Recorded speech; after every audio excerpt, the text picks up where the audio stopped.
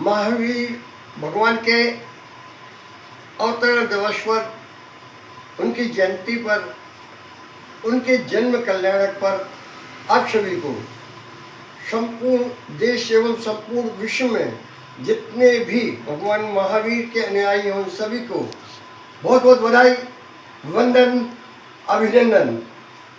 जैसा कि हम सबको मालूम है कि हमारे भगवान वर्तमान शासन नायक भगवान महावीर अहिंसा के उपदेशक, जियो और जीनो देव के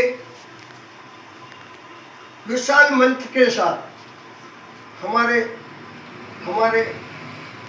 इस धरा पर अवतरण हुआ। वर्तमान समय में आज उनके बताए मार्ग पर चलने की बहुत ही आवश्यकता है, बहुत ही। हिंसा तो कोई भी किसी भी कार्य की सफलता का अंगोपांग हो ही नहीं सकता। हमेशा आपको अहिंसा को मार्ग अपनाना पड़ेगा, जियो और जीने दे के सिद्धांत को अपनाना पड़ेगा। आप 10 मारो वो 50 मारे आप 500। यह इसका अंतहीन कोई भी समाधान नहीं। अब मैं आज एक जो विशेष बात आपके समक्ष आप सभी के श्री चरणों में कहने आया हूं कि आज मेरा यह दिन बहुत ही अति दुखदायी भी है और अति सुखदायी भी। सुखदायी इसलिए कि आज मेरी माँ श्रीमती बाई आज से करीब 12 साल पूर्व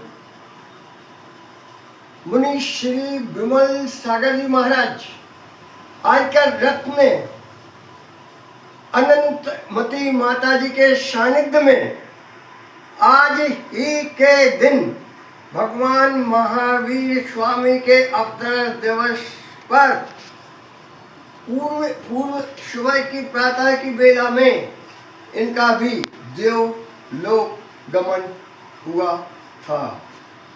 कितने भाग्य की बात है, कितने सौभाग्य की बात है कि एक नहीं दो समय का सानिध्य लगातार वो पा रही थी। बिल्कुल बीमारी नहीं, किसी प्रकार का कोई भी कुछ भी नहीं, चलते फिरते देव दर्शन करते करते। एक दिन पहले उनका कहना, उनके संस्मरण आज हमारे लिए बहुत जम से याद आते हैं। ऐसा लगता है कि वास्तव में जब जिसको जैसा उनका आयुक्रम क्षीण होता है या कोई भी बात ऐसी होती है उनको पूर्वाभास हो जाता है।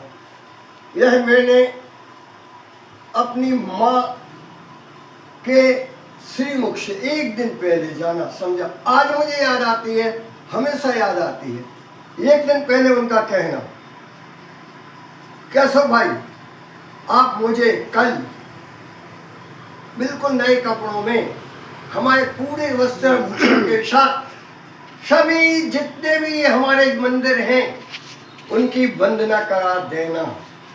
मैंने कहा भैया मैंने तो माताई तुम तो यार क्या कह रही हो, तुम तो वैसे ही भी आज जाते आते रहते हो, सब करते रहते हो। नहीं कह, कल तो हम विशेष